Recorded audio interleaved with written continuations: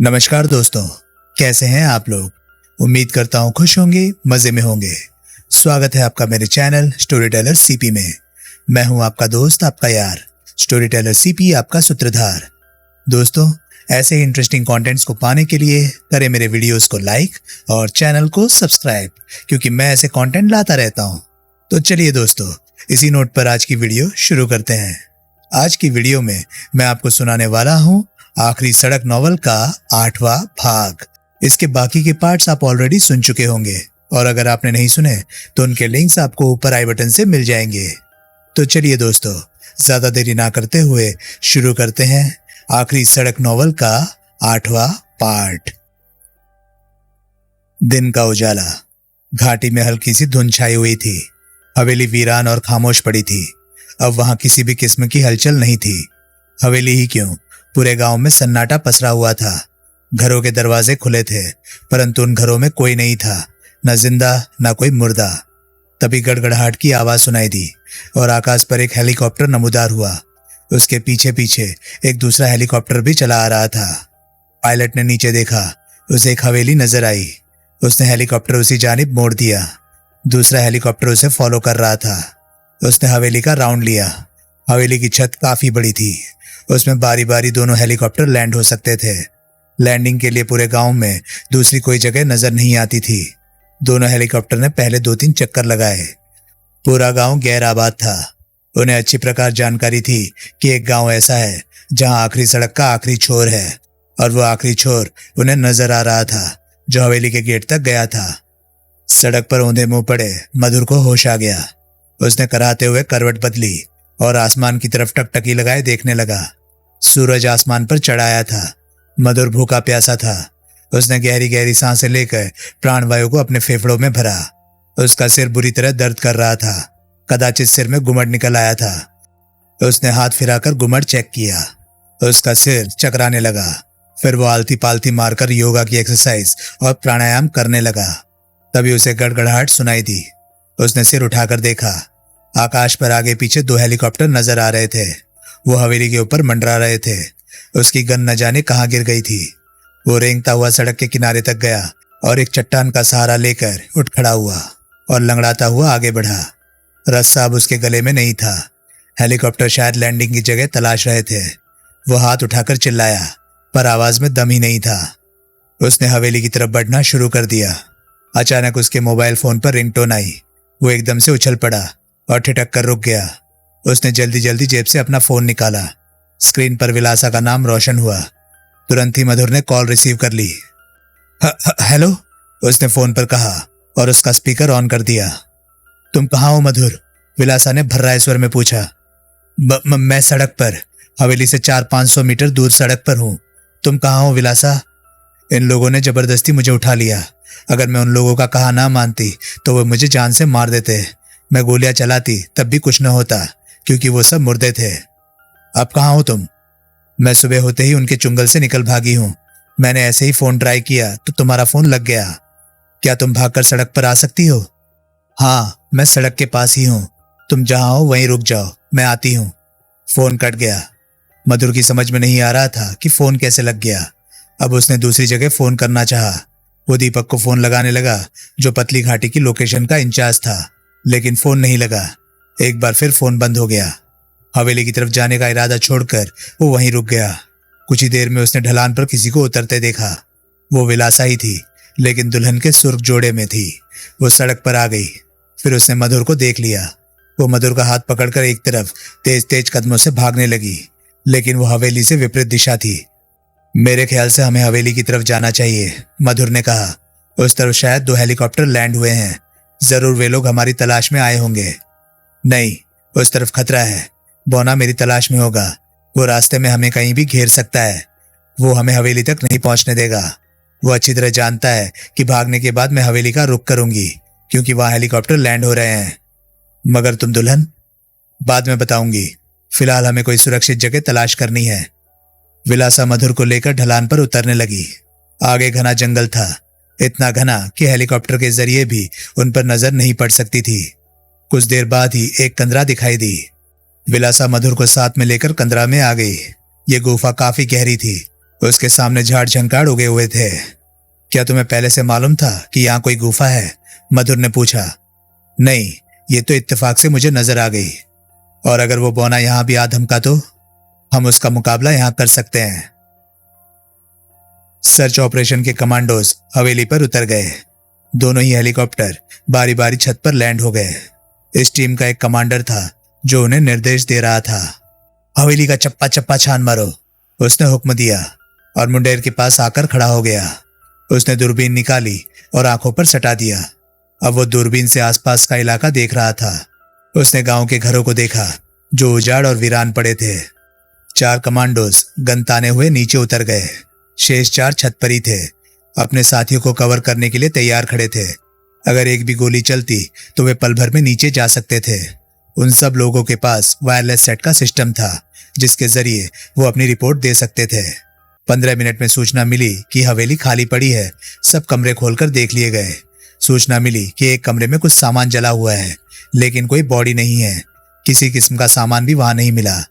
एक भी ऐसा सबूत नहीं मिला जो इस बात की पहचान करता हो कि वहां फिल्म यूनिट के लोग आए होंगे। अलबत्ता हवेली के दरवाजे पर एक बड़ा सुराग जरूर था जिसके जरिए कोई भी आदमी अंदर बाहर जा सकता था।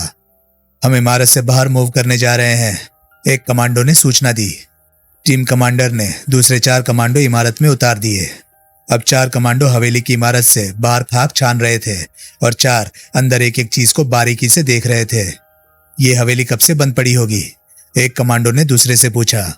शायद बरसों से, दूसरे ने जवाब दिया। नहीं, इसमें कोई रहता जरूर है। देखो तो कितनी साफ सुथरी है। ऐसा लगता है आज ही किसी ने झाड़ू पोछा लगाया है। वो दोनों एक बेडरूम में थे। फिर अचानक कमांडो नीचे झुका। उसने बेड के नीचे झांका। उसे एक अधजली सिगरेट मिली। उसने सिगरेट सूंघी। सुफ्फा है इसमें, वो बोला। अरे भाई, हो सकता है कोई सट्टेबाज यहां आकर ठहरा हो। पता नहीं कब की सिगरेट है। ड्राइंग रूम में स्टूल पर एक सिगरेट रखी थी जो बुझी हुई थी। 2 कमांडो किचन और मास्टर बाथरूम में भी गए, पर वहां भी कोई सूत्र हाथ नहीं लगा। उन्होंने स्टोर रूम भी छान मारे। एक कमरे में ताला पड़ा हुआ था। इसे तोड़ो, एक कमांडो बोला। नहीं, इसकी जरूरत नहीं, दूसरे ने उत्तर दिया। क्या पता इसमें हवेली वालों का जरूरी सामान रखा हो। एक कमांडो ने सूचना दी। सर, हवेली में एक लोहे का गेट है जो बंद है और किसी भी तरह खुल नहीं रहा है। हो सकता है वो बाहर से बंद हो, कमांडर बोला। जब हवेली में कोई है ही नहीं तो गेट तो बाहर से ही बंद होगा। हम बाहर कैसे निकले? 4 दीवारी बहुत ऊंची है। बाहर कुछ मिला? कुछ नहीं सर, यहाँ कोई नहीं है। ओके, ऊपर आ जाओ, अंदर भी कुछ नहीं है। ओके सर, आते हैं। तभी एक कमांडो आया और बोला, यहाँ 2 रूम भी बने हैं, शायद वो सर्वेंट क्वार्टर है। वहां भी कोई नहीं है, अलबत्ता कुछ सामान जरूर पड़ा है। तीसरा कमांडो हवेली के चारों तरफ राउंड लगा रहा था। वो जनरेटर रूम में पहुंचा। जनरेटर बंद था। जनरेटर में तेल पड़ा था जो बिल्कुल समाप्त हो गया था। पास ही एक डीजल की बड़ी केन पड़ी थी। उसने केन को उठाया और उसमें तेल चेक किया। केन पूरी तरह खाली था। वो जनरेटर रूम से बाहर आ गया। जनरेटर रूम से डीजल की गंध महसूस हो रही थी। ऐसा तभी होता है जब उसे चलाया गया हो और तेल खत्म होने की वजह से वो खत्म हो गया हो। हालांकि वो ऑफ था, फिर गंध क्यों आ रही थी? कमांडो के एक भाई का जनरेटर का ही काम था, इसलिए उसे जानकारी थी कि तेल खत्म होने पर जनरेटर तेल फेंकता है और उसकी गंध काफी देर तक बरकरार रहती है। वो आगे बढ़ गया। दूसरा कमांडो दूसरी साइड से मूव कर रहा था। वो चलते चलते एक जगह रुका। उसे कुछ नजर आया। धूल मिट्टी के नीचे कोई चीज पड़ी थी। उसने फूंक कर धूल हटाकर वो चीज उठाई। वो एक मोबाइल फोन था। उसने इधर उधर देखा, फिर ऊपर देखा। उसे एक चबूतरा नजर आया। वो चबूतरे पर खड़ा हो गया। अब वो एक रोशनदान से अंदर झांक रहा था। ये किचन का रोशनदान था। वो नीचे उतर गया। थोड़ी देर में दूसरा कमांडो चक्कर लगाता उसी के पास आकर रुक गया। ये मोबाइल फोन मिला है, उसने अपने साथी को बताया। चीफ को सूचना दे दो, दूसरा बोला। वायरलेस ऑन करके उसने चीफ को कनेक्ट किया और मोबाइल के बारे में सूचना दे दी। उन्हें इस मोबाइल के अतिरिक्त कुछ नहीं मिला। दोनों टीम छत पर पहुंच गई। कमांडो ने मोबाइल फोन चीफ के हवाले कर दिया, लेकिन फोन ऑन नहीं हुआ। वो चार्ज नहीं था। उसे ऑन करने के लिए चार्जर की जरूरत थी। मेरे ख्याल से इस गांव के घरों को भी देखना होगा, चीफ ने कहा। 8 कमांडोज यहां सर्च करेंगे। दोनों हेलीकॉप्टर टेक ऑफ किया जाए। कमांडोज फुर्ती के साथ हेलीकॉप्टर में बैठ गए। हेलीकॉप्टर ने बारी बारी टेक ऑफ किया। गुफा का द्वार झाड़ झंकार से बंद कर दिया गया था। गुफा की स्थिति बता रही थी कि वहां कोई रहता है। उसमें कुछ सामान पड़ा हुआ था। एक दो झरोखे से रोशनी अंदर आ रही थी। गुफा में एक चटाई पड़ी थी, एक स्टोव रखा था और कुछ बर्तन भी पड़े थे। इसके अलावा एक पुराना सा ट्रांजिस्टर भी पड़ा था। विलासा ने ट्रांजिस्टर का एक बटन दबाया। अरे, ये तो किसी का रिकॉर्ड किया टेप चालू हो गया। विलासा ने चौंक कर कहा। मैं गोलू हूं, एक अदना सा बौना जिसे हर किसी ने दुत्कार दिया। मैं किसी का प्यार पाने के लिए भटकता रहा। जब मैं नहीं रहूंगा तो दुनिया में मेरी आवाज रहेगी, मेरी दास्तान रहेगी। इस बात का एहसास होगा कि प्यार क्या होता है। मैं अलग हूं। मुझे नहीं मालूम मेरे माँ बाप कौन थे। जब मैंने होश संभाला तो एक भिखारन की गोद में खुद को पाया। उसी ने मुझे बताया कि उसने मुझे कचड़े के ढेर में पाया था। भिखारन ने ही मेरी परवरिश की। मैं वहां से भाग गया। बरसों बरस न जाने कहां से कहां भटकता रहा। फिर एक गांव पहुंचा, फिर वहीं का होकर रह गया। इस गांव में एक खूबसूरत गुड़िया जैसी लड़की रहती थी जिसका नाम गौरी था। जाने अनजाने में गौरी से प्यार कर बैठा। ये एक तरफा प्यार था। वो तो जानती भी नहीं थी कि एक पुरुष जब हम उम्र लड़की से प्यार करता है तो प्यार के मायने क्या होते हैं। गहरी गहरी सांसों की आवाजें सुनाई दी। फिर गोलू ने आगे कहा, फिर वो भी मुझे बहुत पसंद करने लगी। मैं बौना था और शक्ल सूरत भी बदसूरत थी। भला कौन मुझे प्यार करता। पर गौरी अक्सर मेरे झोपड़े में आ जाती। कभी कभी खाना भी ले आती थी, कभी मिठाई ले आती थी। फिर एक दिन पता चला कि उसका विवाह होने वाला है। मेरे दिल पर छुरियां सी चल गई। मैंने अपनी दास्तान इसलिए रिकॉर्ड की है ताकि मैं दुनिया में ना रहूं तो लोग जान सके कि हवेली में क्या हुआ, गांव विक्रमगढ़ कैसे गैर आबाद हुआ। गौरी को दुल्हन बनाकर विक्रमगढ़ में लाया गया था और वहीं की रस्म के अनुसार हर दुल्हन के साथ पहली रात वहां का जमींदार बिताता था। सभी दुल्हनें चुपचाप ये जुल्म सह लेती थी, लेकिन गौरी ने उसका विरोध किया। मैं भी इस बारात की बस की छत पर बैठकर विक्रमगढ़ पहुंच गया था। फिर मैंने भी वो नजारा देखा। गौरी के दूल्हे ने विरोध किया तो उसे हवेली के प्रांगण में ही अपनी जान से हाथ धोना पड़ा। मैं गौरी की आबरू ना बचा सका। मैंने कोशिश तो की थी, पर मुझे भी मार पीट कर हवेली के लठैतों ने बाहर फेंक दिया। उस रात हवेली में गौरी की चीखें गूंजती रही। जमींदार के परिवार का कोई सदस्य उस वक्त वहां नहीं था। उन्हें इस दौरान दूसरी जगह शिफ्ट कर दिया गया था। फिर मुझे पता नहीं चला कि गौरी का क्या हुआ। बहुत सी अफवाहें सुनी, पर मैंने गौरी को जिंदा नहीं देखा। कोई कहता वो मर गई, किसी ने उसे एक पगली के रूप में देखा। मैं विक्रमगढ़ में ही रहने लगा। मुझे गौरी का इंतकाम लेना था। मुझे इस हवेली को ही नहीं, पूरे गांव को गिराना था, क्योंकि उन सब बारातियों ने यह जुल्म होने दिया। उसके कसूरवार गांव वाले भी थे। कुछ देर के लिए गोलू की आवाज बंद हो गई। विलासा ने टेप रोककर मधुर की तरफ देखा। क्या यह हैरानी की बात नहीं कि तुम्हारा मोबाइल फोन तुम्हारे पास सलामत रहा, जिसके जरिए मैं तुम तक पहुंच सकी। मैंने सभी के फोन ट्राई किए, पर सबके ही स्विच ऑफ थे, तुम्हारे नहीं। मैंने उसे बहुत ही एहतियात से शर्ट के अंदरूनी हिस्से में रखा हुआ था, मधुर ने जवाब दिया। और जो कुछ भी हवेली में गुजरा मैं सबका वीडियो बनाता रहा, इसलिए मैं उसे हमेशा अपने पास रखता था। मुझे भी यही अंदेशा था। मैंने तुम्हें वीडियो रिकॉर्डिंग करते देखा था जब तुम भुवन की लाश देखने गए थे और मैं खिड़की से देख रही थी। बौने ने तो यही समझा कि तुम मर चुके हो, लेकिन मुझे तुम्हारे जीवित होने की उम्मीद थी। इसका मतलब इस गुफा में तुम पहले भी आई हो? मधुर ने पूछा। हाँ, वो मुझे दुल्हन बनाकर इसी गुफा में लाया था। इसे तराश कर बनाया गया है। इसके भीतर भी एक हिस्सा है जो आधुनिक इलेक्ट्रॉनिक मशीनों और कंप्यूटर सिस्टम से लैस है। उसी के जरिए सारे सिस्टम को कंट्रोल किया जाता है, जैसे इस इलाके में फोन ब्लॉक करना, नेट ब्लॉक करना। शायद यहाँ जगह जगह जंपर फिक्स थे। मैंने ब्लॉकिंग खोलकर तुम्हें फोन किया और अब्बास को भी फोन किया, क्योंकि आखिरी वक्त मैंने तुम दोनों को जिंदा देखा था। अब्बास का फोन तो स्विच ऑफ था, अलबत्ता तुम्हारा फोन लग गया। मैं देख रहा हूं तुम्हारी आवाज में किसी किस्म का खौफ नहीं है और तुम दुल्हन के इस जोड़े में स्वर्ग से उतरी अप्सरा लग रही हो। चलो, इसी बात पर मैं तुम्हारे लिए चाय बनाती हूँ। मैंने उस बौने को खत्म कर दिया, अब उसका कोई खौफ नहीं। विलासा स्टोव जलाने लगी। पर तुमने सड़क पर तो कुछ और ही बात कही थी। यही ना कि बौना हमें मार सकता है। मैंने ऐसा इसलिए कहा ताकि तुम्हें यहां ला सकूं, क्योंकि यही सबसे सुरक्षित जगह है। हम हवेली की तरफ भी जा सकते थे। वहां शायद रेस्क्यू ऑपरेशन चल रहा है। वे लोग हमें ही तलाश कर रहे होंगे। बहुत मुश्किल में पड़ जाते हम।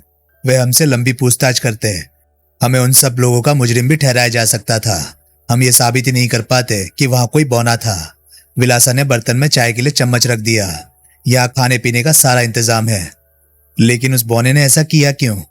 विलासा ने टेप ऑन करने का इशारा किया। मधुर ने टेप ऑन किया। गांव में कमांडोज को उतार दिया गया था। 8 कमांडोज अब प्रत्येक घर की खाक छान रहे थे।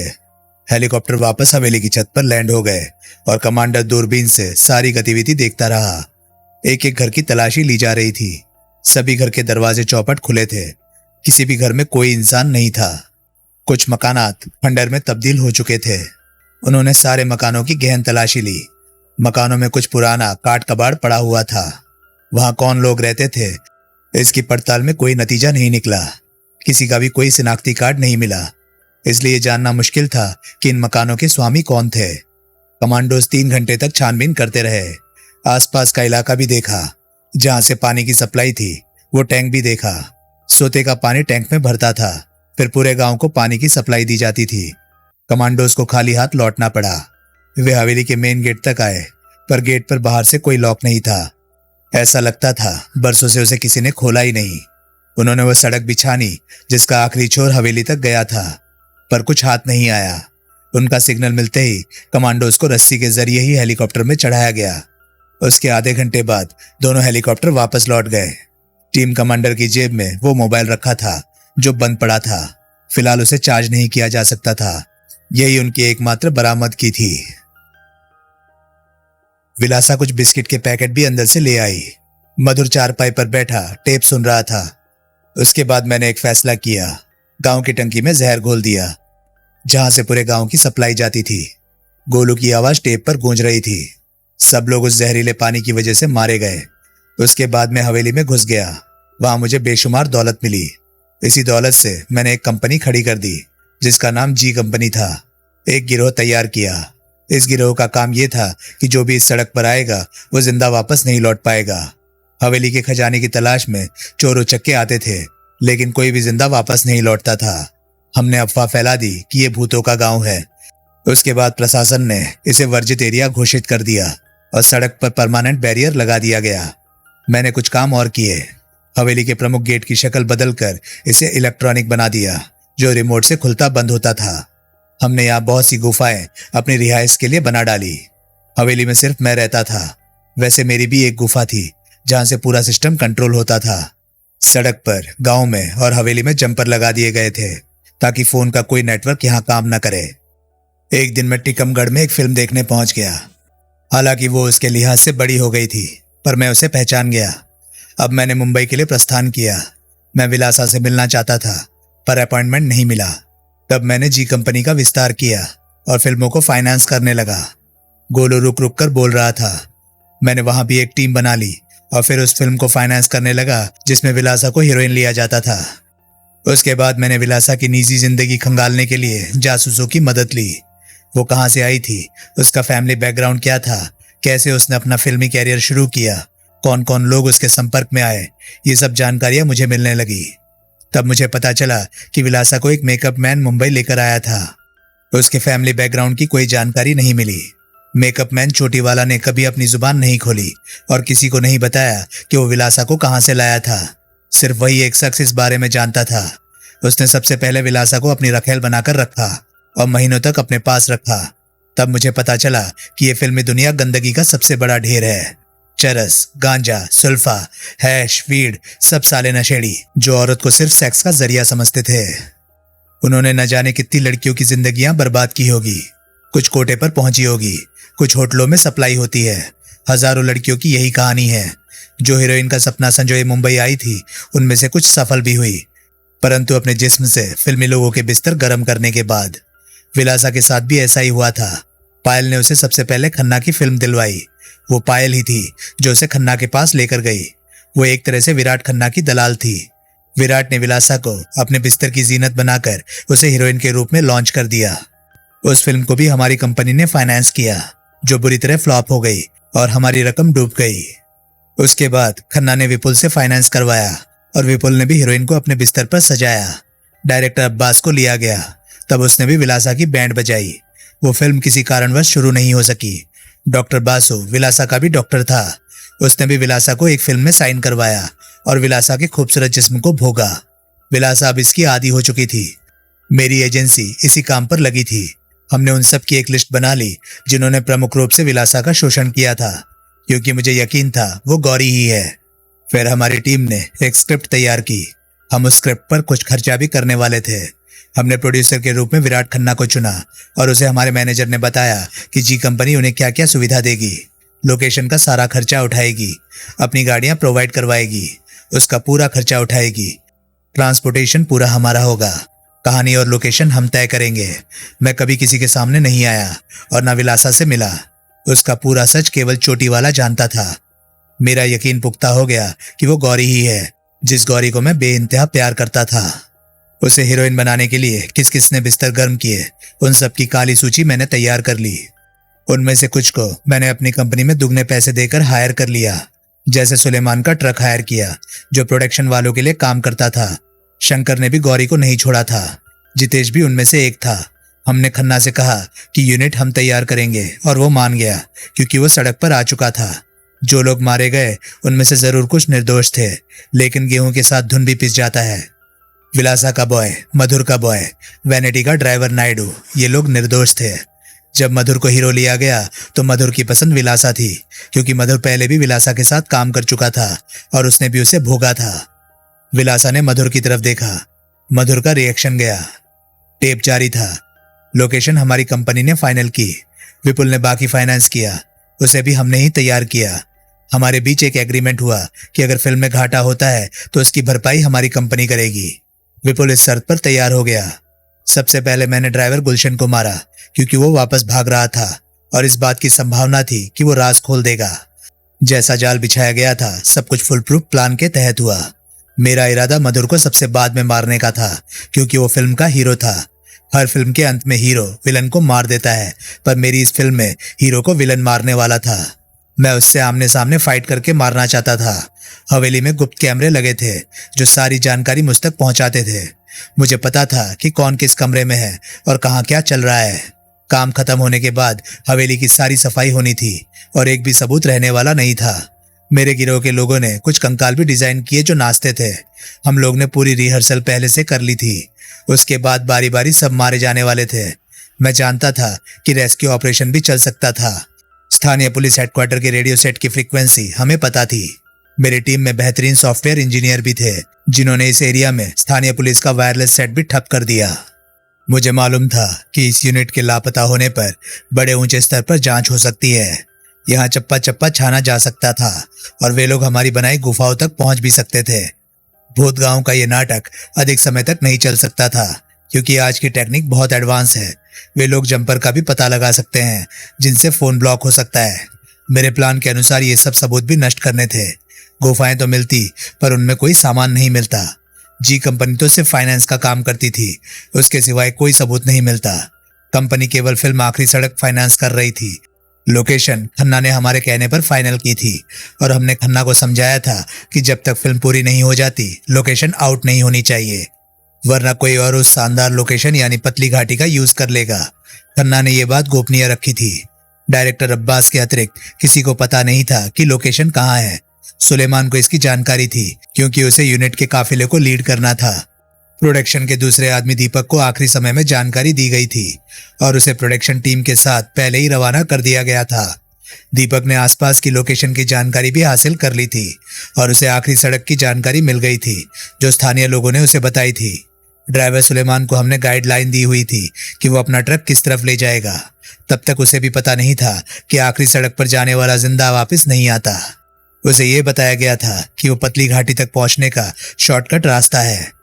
टेप कुछ देर तक सर सर करता था, जिसका मतलब था कि गोलू ने कुछ देर तक सांस ली होगी। प्लान के अनुसार वैसा ही हुआ जैसा मैंने सोचा था। मुझे उस चीज का आभास था कि ट्रक में आग लगाने के बाद सुलेमान भड़क जाएगा, वो राज खोल सकता था, इसलिए सबसे पहले उसे ही ठिकाने लगाने का प्लान था। दूसरा प्लान चोटी वाला को मारना था, क्योंकि वो विलासा की असलियत जानता था। वो जानता था कि विलासा ही गौरी है, इसलिए उसने तंत्र मंत्र का ड्रामा किया। मेरे गैंग का इस्तेमाल तभी तक था जब तक गौरी से मेरा विवाह नहीं हो जाता। विवाह के बाद मुझे एक काम और करना था। वो काम था अपने गिरोह का खात्मा करना, क्योंकि उनमें से कोई भी कानून की गिरफ्त में आ सकता था। विवाह के अवसर उनके लिए दावत का इंतजाम था। यहाँ एक बड़ी गुफा भी है जहाँ सब बैठ सकते हैं। दावत का इंतजाम उसी गुफा में रखा गया। उनकी मौत के बाद मुझे पत्थरों से गुफा का मुख बंद करना था। उनकी लाश से गुफा में ही सड़ गल जाती। मुंबई में जो टीम जी कंपनी के लिए काम करती थी उनमें से मुझे सिर्फ एक शख्स जानता था, जो कंपनी का मैनेजर था।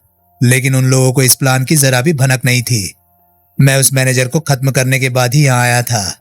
उसकी मौत एक कार एक्सीडेंट में हुई थी। मैंने ऐसा कोई सबूत नहीं छोड़ा कि कानून मुझ तक पहुंच सके। कंपनी के सारे पेपर्स फर्जी थे। उसके मैनेजर के ही दस्तखत होते थे। हर जगह उसी ने डील की थी।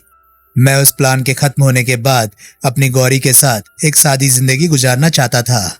हम दोनों यहाँ से बहुत दूर निकल जाते। मैं उसे लेकर अपने उस पुश्तैनी गांव चला जाता जहां एक भिखारन ने मेरी परवरिश की थी। वो मेरी माँ नहीं थी। उसने मुझे कूड़े से उठाया था, पर मैंने उसे अपनी माँ का दर्जा दिया था। वो मुझसे बहुत प्यार करती थी। हो सकता है आज भी उसकी माँ की आंखें अपने गोलू का इंतजार कर रही होंगी। जब मैं दुल्हन के साथ वहां जाऊंगा तो वो कितना खुश होगी। मुझे मालूम है वो अब भी जिंदा है। अब वो भीख नहीं मांगती, एक मंदिर की चौखट पर पड़ी रहती है। गौरी, मैं तुझे बहुत प्यार करता हूँ। टेप के अंत में माउथ ऑर्गन की वही धुन सुनाई दी।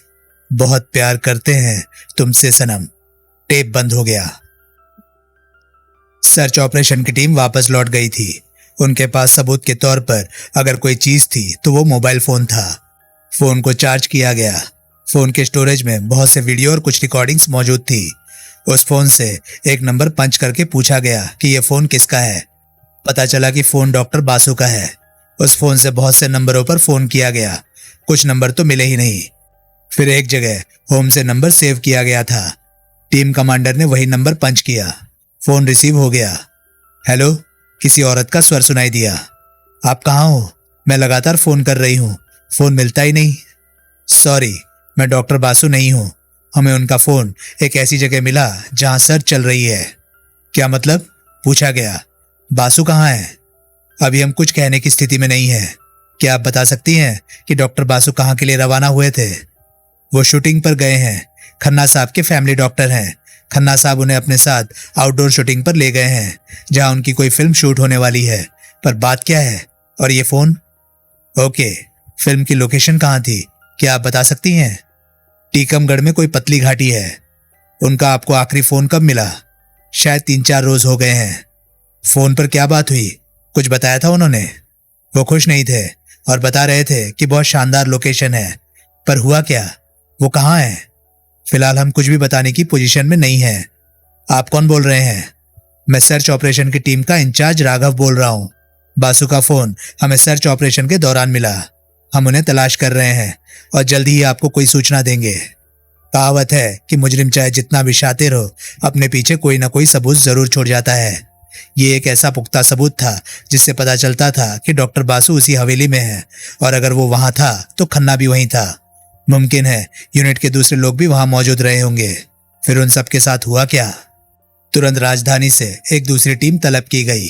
किसी शार्प डिटेक्टिव की जरूरत थी और फॉरेंसिक डिपार्टमेंट वालों की भी जरूरत आन पड़ी थी। धड़ाधड़ फोन की घंटियां बजने लगी। उच्च अधिकारियों की टीम 2 घंटे बाद बुलाई गई। उनमें टीकमगढ़ का पुलिस कमिश्नर और एसएचओ पांडे भी शामिल था। वो विभाग के अधिकारी भी थे। सारा मसला चीफ कमांडर ने उनके सामने रखा। क्या कहते हैं आप लोग? क्या उस गांव में भूत प्रेत रहते हैं? अगर वहां जाने वाला कोई जिंदा वापस नहीं लौटता तो फिर हम कैसे लौट आए? सबने अपने अपने विचार रखे, परंतु अधिकांश के विचार यही थे कि भूत प्रेत का अस्तित्व नहीं होता।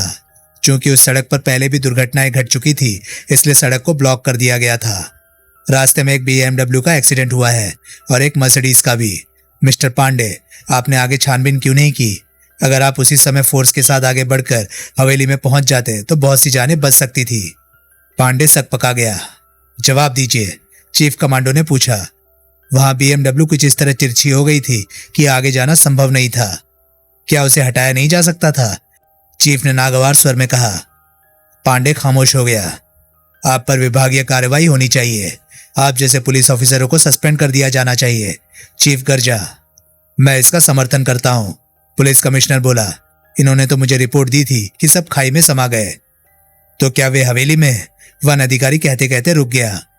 सबूत है हमारे पास कि सिर्फ 5 लोग वैनिटी में मारे गए थे, लेकिन उनकी कुल संख्या 5 नहीं 21 थी। एक लाश बैरियर के पास मिली तो बाकी के 15 लोग कहाँ चले गए? जमीन खा गई या आसमान निकल गया? उन 15 hero heroine, director, producer, cameraman, makeup man, financer, production incharge सब लोग शामिल थे। ये फोन साबित करता है कि उन 15 लोगों की टीम हवेली तक पहुंच गई थी। क्यों आप इस फैसले पर पहुंच गए कि वे सब मर चुके हैं? पुलिस कमिश्नर ने सवाल किया। जब तक उनके शव नहीं मिल जाते तब तक इस पर मुहर लगाना उचित नहीं होगा, लेकिन इतना तय है कि वे लोग हवेली तक पहुंच गए थे। डॉक्टर बासु अकेला तो वहां न जाता, लेकिन इस मोबाइल में कुछ वीडियो फुटेज भी है जिससे पता चलता है कि वे लोग हवेली में पहुंचे। एक तो हवेली के ड्राइंग रूम का सीन है जिसमें कुछ लोग बैठे हैं। एक बात शुरुआती जांच से साफ हो जाती है कि किस लोगों की यूनिट इस सड़क की तरफ मुड़ गई थी। अलबत्ता बस को बैरियर ने रोक दिया था जो पतली घाटी पहुंच गई। 6 शव हमने बरामद किए, बाकी 15 कहाँ गए? इसका जवाब किसी के पास नहीं था। और सबसे बड़ी बात यह है कि हवेली में जो लोहे का गेट है वो इलेक्ट्रॉनिक गेट है। उसे किसी रिमोट से ही खोला और बंद किया जा सकता है। मेरे ख्याल से हमें एक टीम बार्ड रोड हवेली की तरफ रवाना करनी चाहिए, पुलिस कमिश्नर ने कहा। वो टीम सड़क के आसपास भी देखती चले और अगर खोजी कुत्ते की व्यवस्था हो जाए तो बेहतर होगा। ये प्रस्ताव वन अधिकारी ने रखा। इस पूरी मीटिंग की रिकॉर्डिंग और सुझाव केंद्र को भेज दिए गए। वैसे भी केंद्र पर पूरी फिल्म इंडस्ट्री का दबाव था, लेकिन सरकारी तंत्र ने तो पहले ही रेस्क्यू ऑपरेशन चलाकर खानापूर्ति कर दी थी। इस केस में अधिक गुंजाइश न देखते हुए केंद्र ने दूसरी टीम और खोजी कुत्ते भेजने के प्रस्ताव को खारिज कर दिया। रेस्क्यू ऑपरेशन से जो रिपोर्ट आई थी उसे ही फाइनल समझा गया। बासु का मोबाइल फोन फॉरेंसिक जांच के लिए भेज दिया गया, किंतु डॉक्टर बासु की पत्नी ने हंगामा बर्पा कर दिया और एक बार फिर फिल्म इंडस्ट्री हिल गई। 15 लोग कहाँ गए जो इंडस्ट्री के स्थापित लोग थे? अतः सीबीआई जांच की मांग की गई। जवाब मिला कि अभी स्थानीय पुलिस तफ्तीश कर रही है। उनकी जांच मुकम्मल होने दी जाए, उसके बाद की आगे की कोई कार्रवाई होगी। कोई भी केस जैसे तैसे पुराना होता जाता है, उसकी जांच भी मर जाती है, साक्ष्य मिट जाते हैं और फिर कुछ नहीं रहता। अदालतों में लंबे समय तक मुकदमे चलने का अर्थ है न्याय नहीं अन्याय। तब तक तो सिनेरियो ही बदल जाता है। आत्मनिर्भर देश का ये एक कड़वा सच है। प्रश्न ये उठता है कि जब सब कुछ खत्म हो गया तो फिर अब कानून किसे गिरफ्तार करेगा? इतना खौफनाक मुजरिम इतनी आसानी से मारा गया, यकीन नहीं होता। ऐसे मुजरिम हमेशा या तो औरत के हाथों मारे जाते हैं या औरत के लिए मारे जाते हैं, विलासा ने जवाब दिया। आओ मैं तुम्हें उसका पूरा कंट्रोल स्टेशन दिखाती हूँ। मधुर चाय पीने के बाद उठ खड़ा हुआ। उसने विलासा की कमर में बांह डाली। आज तुम सचमुच बेहद हसीन लग रही हो, अप्सरा जैसी। विलासा चलते चलते पलटी। वैसे भी मैं दुल्हन के जोड़े में हूँ।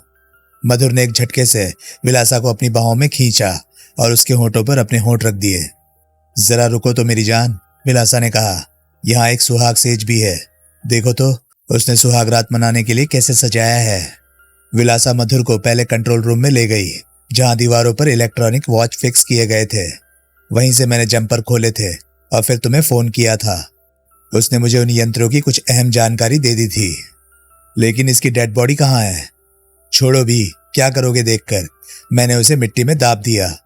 उसके ऊपर एक पत्थर रखकर लिपस्टिक से लिख दिया, आई लव यू गोलू। विलासा ने खिलखिलाकर हंसते हुए कहा। फिर विलासा मधुर को सुहाग कक्ष में ले गई। उसमें इत्र की सुगंध महक रही थी। सुहाग सेज पर फूल बिखरे हुए थे, बहुत से फूल कुचले हुए थे। एक तरफ गजरा भी बेड पर पड़ा था। बेशक ये सुहाग सेज पत्थर को तराश कर बनाई गई थी, लेकिन उसके ऊपर मखमली गद्दे थे, रेशमी चादर थी, अंदर 2 शमाएं रोशन थी। एक तरफ स्टूल पर एक प्लेट में मिठाइयां रखी थी। उसके पास ही एक सुराहीदार जग रखा हुआ था, जैसा आमतौर पर नवाबों के घर मदिरा के लिए रखा जाता है। पिछली दीवार पर रेशमी पर्दा था जिस पर झूमर लटक रहे थे। विलासा ने उन पर हाथ घुमाया तो मधुर की घंटियां बजने लगी।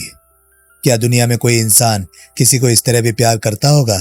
विलासा बड़बड़ाई थी। छोड़ो भी, जो बीत चुका वो बीत गया।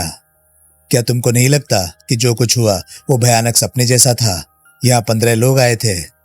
15 नहीं, 21 लोग थे, मधुर बोला। 5 तो वैनिटी में रह गए और एक वापस भाग गया। क्या वे लोग बच गए होंगे? विलासा ने पूछा। पता नहीं, शायद वो भी किसी हादसे का शिकार हो गए हों। क्या तुमने उस हरामी बौने से इस बारे में पूछताछ नहीं की कि जो वैनिटी में थे उनका क्या हुआ? नहीं, पर उसने इतना जरूर बताया कि जो भी इस सड़क पर आ जाता है वो जिंदा वापस नहीं जा पाता। उसने बताया कि सुलेमान के ट्रक में उसने किस तरह आग लगाई थी।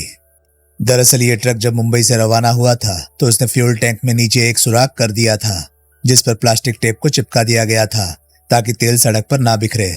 फिर जब इस सड़क पर उसने ट्रक रोका तो वो ट्रक के नीचे घुस गया और उस प्लास्टिक टेप को उखाड़कर लालटेन से आग लगा दी। उसने ये भी बताया कि वो किस तरह हवेली में आता जाता था। हवेली के 2 रोशनदान ऐसे थे जो खुले थे। वो उसी रास्ते से हवेली की इमारत में आता जाता था। उसने ये भी बताया कि कई साल तक वो हार्ड एक्सरसाइज करके अपने बदन को ठोस और मजबूत बनाता रहा। उसके जूतों में स्प्रिंग लगे थे जिससे वो जंप मारकर करीब 6 फुट उछल सकता था और अपना कद भी घटा बढ़ा लेता था। उसे ये भी पता था कि घाटी में सर्च ऑपरेशन चलाया जाएगा और हमारी तलाश की जाएगी। मैंने 2 हेलीकॉप्टर देखे जो गांव के ऊपर चकराते हुए हवेली की छत पर उतर गए। फोन कॉल के जंपर खोलकर तुमने फिर से ब्लॉक क्यों कर दिया? मैंने सिर्फ तुम्हें तलाश करने के लिए उसे अनब्लॉक किया था, लेकिन उसने तुम्हें जिंदा छोड़ दिया था। अब उसकी जरूरत ही क्या है? हम दीपक से बात कर सकते हैं। जो लोग सर्च ऑपरेशन चला रहे हैं और हेलीकॉप्टर से यहाँ आए हैं उन तक मैसेज पहुंचाया जा सकता है।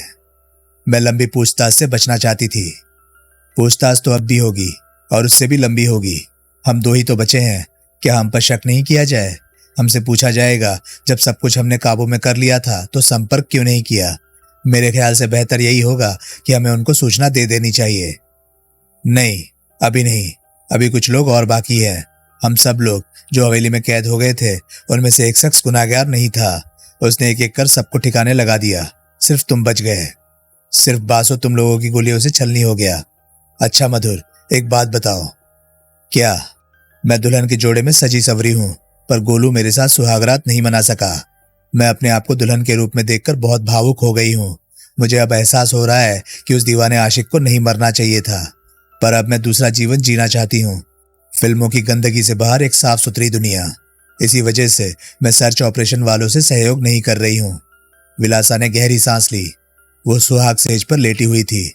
मधुर उसके पास बैठा था। मधुर, वो फिर बोली, मैंने फैसला किया है कि फिल्मी दुनिया की इस गंदगी से बाहर निकलूंगी। ग्लैमर की चकाचौंध और दावत से मेरा मन भर गया है। फिल्मी दुनिया से निकलकर क्या करोगी? मैं एक अपना छोटा सा घर बसाना चाहती हूँ। तो बसा लो, किसने रोका है? मैं शादी करना चाहती हूँ। वो तो तुम्हारी गोलू से हो चुकी। मधुर ने हंसते हुए कहा, अगर शादी ही करनी थी तो गोलू क्या बुरा था? और तुमने तो फेरे भी लिए। उसने तुम्हारी मांग भी सजाई। मैं इतनी खूबसूरत और वो उतना ही बदसूरत था, लेकिन वो जैसा भी था उसने मोहब्बत क्या चीज होती है उसकी एक मिसाल पेश की। मैं उसे सैल्यूट करता हूँ जिसने तुम्हारे लिए अपना सब कुछ कुर्बान कर दिया, अपने प्राण भी लगा दिए। मधुर, उसकी फिक्र मत करो। मैं विलासा ने गहरी सांस लेते हुए कहा, क्या तुम मुझसे शादी करोगे? मधुर ने एक जोरदार ठहाका लगाया। इस हंसी का क्या मतलब है? विलासा ने पूछा। चील के घोंसले में मांस तलाश कर रही हो? मधुर हंसते हुए बोला, क्या तुम्हें मालूम है मेरा ताल्लुक किस घराने से है? तुम्हारे घराने से मुझे कुछ लेना देना नहीं। मैं तुम्हें पसंद करती हूँ बस। हम दोनों कहीं भी अपना घर बसा लेंगे। मैं तुम्हें पहले अपने बारे में बताना चाहूंगा। मेरा ताल्लुक एक खानदानी राजघराने से है। भले ही हमारे घराने में अब कोई राजा महाराजा नहीं है, पर मेरे डैडी को लोग राजा साहब ही कहते हैं। मुझे एक्टिंग का शौक था। मैंने एनएसडी पास आउट की, पर बात नहीं बनी। मुझे छोटे मोटे रोल तो ऑफर हुए, टीवी सीरियल्स में भी ऑफर मिली, पर मुझे सिर्फ और सिर्फ हीरो बनना था। एक निर्माता ने मुझसे कहा कि वो मुझे हीरो ले सकता है, बशर्ते कि मैं 20 करोड़ फाइनेंस कर दूं। मैंने ये प्रस्ताव अपने डैडी के सामने रखा। डैडी ने एक शर्त पर हामी भरी। शर्त यह थी कि मैं कभी भी किसी फिल्मी लड़की से शादी नहीं करूंगा। कोई भी फिल्मी हीरोइन हमारे घराने की बहू नहीं बन सकती।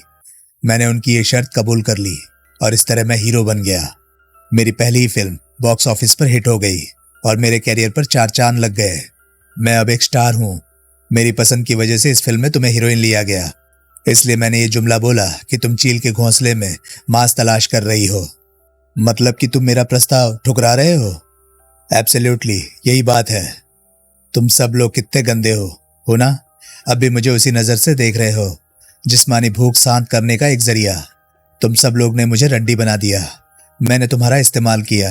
आखिरी सड़क का आखिरी इम्तिहान, और उस इम्तिहान में तुम फेल हो गए। पास हो जाते तो मैं तुम्हें जिंदा छोड़ देती। विलासा का स्वर अचानक गुर्राहट में तब्दील हो गया। क्या मतलब? विलासा ने दुल्हन के सुर्ख जोड़े के ब्लाउज में हाथ सरकाया, फिर उसका हाथ बाहर निकला तो हाथ में माउजर दबा हुआ था। हरामजादे, तू मेरा आखिरी शिकार है। विलासा एकदम खड़ी हो गई और उसने गन मधुर की तरफ तान दी। मैंने गोलू से कहा था कि मैं एक इतिहास रचना चाहती हूँ। हीरो का खात्मा मेरे हाथों होगा, इसलिए उसने तुम्हें जिंदा छोड़ दिया। क्या बकवास कर रही हो? ये बकवास नहीं है। विलासा के रूप में तेरे सामने गौरी खड़ी है, जो कभी झूला झूलकर गाया करती थी। पीपल की छैया रे, बाबुल की गलियां रे, छोड़ के जाना एक दिन, लौट के आना ना। गोलू ने जो कुछ किया मेरे प्लान के अनुसार किया। मैंने इस यूनिट में उन खास लोगों की टीम सेलेक्ट की जो मेरी बर्बाद जिंदगी का एक वकरा है। चोटी वाला मुझे मुंबई लेकर आया था।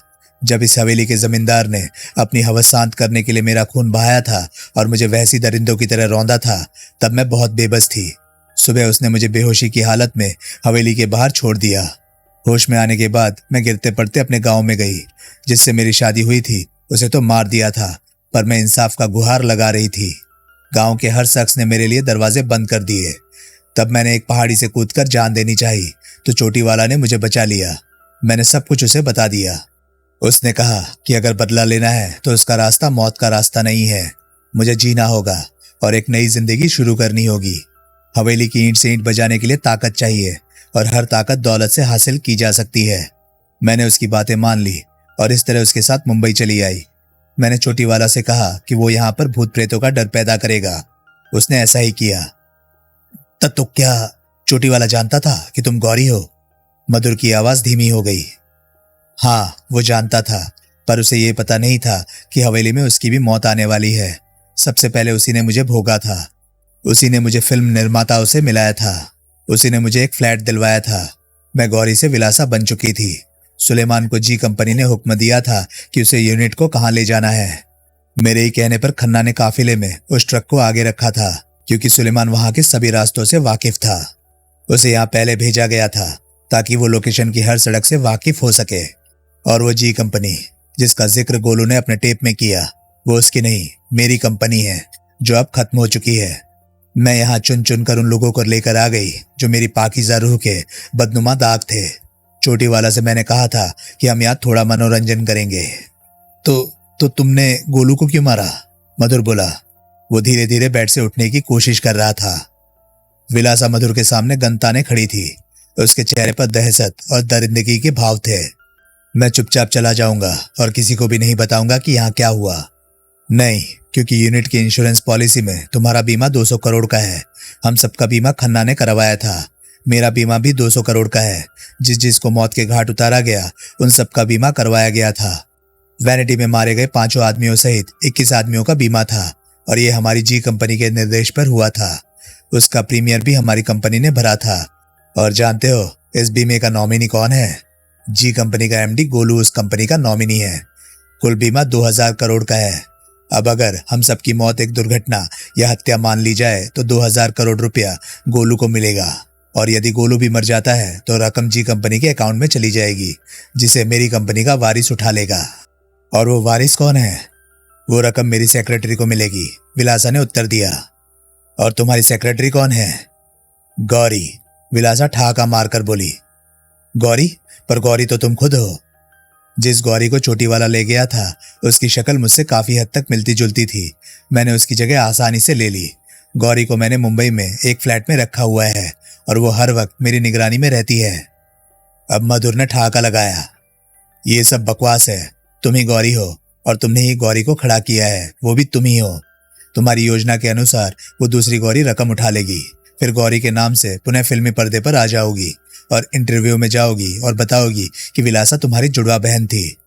लेकिन मेरी जान, आजकल आईडी प्रूफ के लिए आधार कार्ड का यूज होता है, जिसमें फोटो, आंखों की स्कैनिंग और अंगूठा यूज होता है, जो 2 इंसानों का एक जैसा नहीं होगा। जब गौरी के रूप में तुम सामने आओगी तो सारा भेद खुल जाएगा और पता चल जाएगा कि विलासा और गौरी एक ही हस्ती है। मेरे नादान हीरो, मेरा आधार कार्ड और आईडी फर्जी है। अब तुम्हारी इस बात को कबूल करने में मुझे कोई ऐतराज नहीं कि वो गौरी भी मैं ही हूँ, विलासा भी मैं ही हूँ। पल पल में रंग बदल रही हो गिरगिट की तरह, परंतु तुम्हारा मैं ये डबल रोल चलने नहीं दूंगा, क्योंकि गेम की तुम सिर्फ खिलाड़ी हो। सबसे बड़ा खिलाड़ी कोई और ही है। मुझे बातों में मत उलझा और मौत के सफर के लिए तैयार हो जा।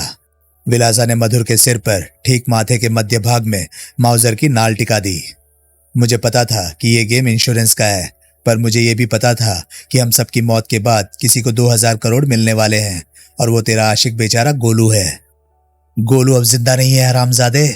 इतना कहकर विलासा ने ट्रिगर दबा दिया, लेकिन गोली नहीं चली। उसने 2-3 बार ट्रिगर दबाया, पर गोली फिर भी नहीं चली। बस, या और भी कुछ है? मधुर ने ठहाका लगाया और झपट कर विलासा का माउजर छीन लिया।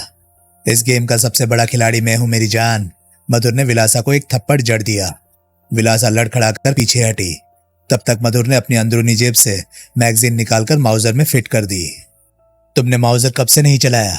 ये मैगजीन तो मैंने उसी वक्त निकाल ली थी जब मैं तेरे साथ हवेली के बेडरूम में था, और माउजर में दूसरी खाली मैगजीन डाल दी जो तुम्हारे पास एक्स्ट्रा थी। तुमने गोलू को मारा नहीं। गोलू तुम्हारी कंपनी का एमडी है।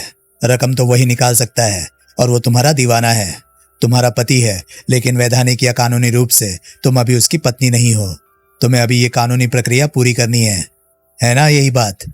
उसके बाद तुम गोलू का खात्मा कर देती और गोलू की सारी संपत्ति गौरी यानी तुम्हें मिल जाती। ये था तुम्हारा पूरा प्लान। अब तुम सबसे बड़े खिलाड़ी का मास्टर प्लान सुनो। जब गोलू मुंबई आया था तो उसकी लाख कोशिश के बावजूद भी तुम उससे नहीं मिली। तब वो मुझसे एक शूटिंग पर मिला, क्योंकि उस फिल्म में मैं हीरो था और तुम हीरोइन। उसने मुझे गौरी की सारी दास्तान सुना दी, और मैंने उससे वादा किया कि उसे उसकी गौरी दिला दूंगा। बस उसे एक काम करना होगा, मेरे साथ एक एग्रीमेंट साइन करना होगा। मैं उसकी काबिलियत से वाकिफ था और उसे अपने साथ जोड़ना चाहता था। उसने एग्रीमेंट कर लिया। उस एग्रीमेंट के अनुसार उसकी हर संपत्ति का वारिस मैं हूँ। उसके बाद ही तुम्हारी उससे मुलाकात हुई। मेरी जानकारी के अनुसार तुम उससे कोई रिश्ता नहीं रखना चाहती थी। तुम उससे इसलिए मिली ताकि कहीं वो तुम्हारी बैकग्राउंड दास्तान ना खोल दे। अब गोलू तुमसे मिला और तुम जी कंपनी की चेयरमैन बन गई। वास्तव में तुमने ही गोलू से ये बातें टेप करवाई थी ताकि इसे साबित हो सके कि हवेली में क्या हुआ। हो सकता है तुम्हारे पास और भी टेप हो। बाद में जब गोलू मर जाता, उसकी प्रॉपर्टी गौरी यानी उसकी पत्नी को मिलनी थी, जो विलासा नहीं होती, क्योंकि विलासा तो इसी हादसे में मारी जानी थी। तुमने गोलू से मिलकर सारा प्लान बनाया, और गोलू के जरिए मुझे भी इस प्लान का पता चल गया। हमारे बीच एक सौदा हुआ। उसे गौरी मिल जाएगी और मुझे दौलत। उसे दौलत का कोई मोह नहीं था। यही वजह थी जो उसने मुझे जिंदा छोड़ दिया था। इतना कहकर मधुर थोड़ा रुका। जिसने उसकी गौरी को भोगा था, उन सबको गोलू ने मार दिया। बस मुझे छोड़ दिया, क्योंकि उसके काम में मैं सहयोगी था। ये बात तुम्हें बिल्कुल भी पता नहीं थी। अब यहाँ हमारे बीच एक समझौता होगा। तुम गोलू के साथ अपनी दुनिया बसा लोगी। जहां भी वो चाहे तुम्हें ले जाएगा, और मैं ये स्टेटमेंट दूंगा कि सब मर चुके हैं, सिर्फ मैं जिंदा हूं। मैं तुम्हें मारूंगा नहीं, क्योंकि तुम गोलू की अमानत हो, और एग्रीमेंट के अनुसार मैं गोलू का वारिस। दूसरी गौरी तो है ही नहीं, वो तो तुम खुद ही हो, डबल रोल में। फिर मधुर ने जोर से आवाज दी, गोलू तुम जहां कहीं भी हो, बाहर आ जाओ। उसने 2-3 बार आवाज दी। गुफा का ही एक दरवाजा खुला जो बाहर से पत्थर की शक्ल में दिखता था। गोलू उस दरवाजे से बाहर आया। तुम्हारी गौरी तुम्हें मुबारक, और दौलत मुझे मुबारक। अब तुम्हें एक काम और करना है। गुफा में डायनामाइट फिक्स कर दो। जब हम यहाँ से बाहर निकलकर अपनी अपनी दुनिया के लिए रुखसत होंगे तो ये गुफा बम के धमाकों से उड़ जाएगी। मैं स्टेटमेंट दूंगा कि इसी कंट्रोल सेंटर में तुम दोनों मारे गए। आज के बाद हम जिंदगी के किसी मोड़ पर नहीं मिलेंगे, और भूत प्रेतों से ये गांव मुक्त हो जाएगा। ठीक है, बस मैं अभी डायनामाइट फिक्स करके आता हूँ। इतना कहकर गोलू अपने काम पर चला गया। मैं तुम्हें जीवन दान दे रहा हूँ विलासा, सिर्फ गोलू की खातिर। जो कुछ तुमने कहा वो सब भी रिकॉर्ड हो चुका है। मैं टेप रिकॉर्डर का टेप ऑन करके आया हूँ, और वो इसी सुहाग सेज के नीचे रखा है। मैं बात की आवाजें उसमें से डिलीट कर दूंगा। अगर तुमने कभी मुंबई आने की कोशिश की तो वो टेप तुम्हें फांसी के फंदे तक ले जाएगा। थोड़ी देर बाद गोलू आ गया। उसके हाथ में एक रिमोट था। लो बॉस, जब हम चले जाएं तो इस गुफा को उड़ा देना। गोलू ने रिमोट मधुर के हाथों में थमा दिया। चलो गौरी। फिर गोलू रुककर मुड़ा। मधुर उन्हें जाते हुए देख रहा था। हमारे जाने के 10 मिनट बाद धमाका करना बॉस, ताकि हम काफी दूर निकल जाए। हाँ ठीक है, अलविदा। अब हम कभी नहीं मिलेंगे। तुमने वचन निभाया गोलू, और मैंने भी वचन निभाया कि तुम्हें तुम्हारी गौरी मिलेगी। गौरी, तुम्हें गोलू जैसा प्रेमी नहीं मिलेगा। इसके प्यार की कद्र करना। 2000 करोड़। गोलू मुस्कुराया। ये रकम आपकी हुई। बस उसमें से 200 करोड़ कम हो जाएंगे, क्योंकि मैं जिंदा हूं। मधुर ने मुस्कुराते हुए कहा। अलविदा गोलू, तुम्हें और गौरी को नया जीवन मुबारक। गोलू गौरी के साथ बाहर निकल गया। अब मधुर ने हर सबूत मिटाने की तैयारी शुरू कर दी। थोड़ी दूर चलकर वो रुक गए। मधुर गुफा में ही था। गोलू ने जेब से रिमोट निकाला और उसका बटन दबा दिया। एक के बाद एक कई धमाके हुए और उन धमाकों में एक इंसानी जिस्म के चिथड़े भी शामिल थे। दूर गोलू रिमोट लिए खड़ा था। गौरी उसके पास ही खड़ी थी। मर गया साला, गोलू ने कहा। उसके पास तुम्हारा राज नहीं होता तो मैं उसे वहीं ठिकाने लगा देता, पर तुम गन पॉइंट पर थी और तुम्हारी जान का खतरा मैं नहीं उठा सकता था। विलासा उर्फ गौरी मुस्कुरा दी। हाँ, क्योंकि हम एक दूसरे की जान है। दोनों आगे बढ़ने लगे, एक दूसरे के हाथ में हाथ डाले। क्या फिर उसी दुनिया में लौटोगी? गोलू ने पूछा। नहीं रे, अब नहीं। मुझे नहीं चाहिए वो दौलत। मेरी दौलत तो तू है गोलू। प्यार क्या होता है ये तूने साबित किया, और कोई भी दौलत प्यार से बड़ी नहीं होती। हम कहीं दूर एक नई दुनिया बसा लेंगे जहां हम दोनों के सिवाय कोई नहीं होगा। विलासा की आंखों में आंसू उतर आए। वो भरे गले से गा रही थी। पीपल की छैया रे, बाबुल की गलियां रे, छोड़ के जाना एक दिन, लौट के आना ना। वादी में उसकी आवाज गूंज रही थी। फिर गोलू माउथ ऑर्गन बजाने लगा। वादी में एक धुन गूंजने लगी। बहुत प्यार करते हैं तुमसे सनम। तफ्तीश भी हुई, जांच भी हुई, लेकिन 6 शवों के अतिरिक्त किसी का भी शव नहीं मिला। परंतु एक बात बिल्कुल साफ थी कि वहां 21 लोग गए थे और उनमें से कोई जीवित नहीं मिला। काफी खोजबीन के बाद भी जब कोई नतीजा नहीं निकला तो उन सबको मृत घोषित कर दिया गया और फाइनल रिपोर्ट लगा दी गई। जुर्म हुआ था, लेकिन मुजरिम कौन था कोई नहीं जान पाया। बाद में पूरा विक्रमगढ़ सरकारी कब्जे में ले लिया गया और हवेली के साथ साथ मकानों और जमीनों की नीलामी कर दी गई। विक्रमगढ़ फिर से आबाद हो गया। समाप्त। तो दोस्तों, ये था आखिरी सड़क नॉवल का आखिरी भाग। ये भाग आपको कैसा लगा प्लीज अपनी राय कमेंट सेक्शन में मुझे जरूर बताएं। और हाँ, अगर आपको मेरे वीडियोस पसंद आ रहे हैं तो प्लीज उन्हें लाइक कीजिए और चैनल को सब्सक्राइब कीजिए, क्योंकि मैं ऐसे कंटेंट लाता रहता हूं। तो चलिए दोस्तों, मैं मिलता हूं अब आपसे अगली वीडियो में। तब तक के लिए नमस्कार, गुड बाय। सेफ रहिए, खुश रहिए, मजे करिए।